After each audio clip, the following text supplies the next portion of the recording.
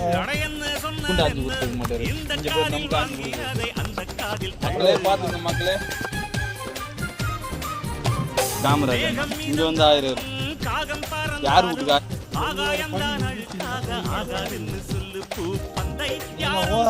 காசு போட்டு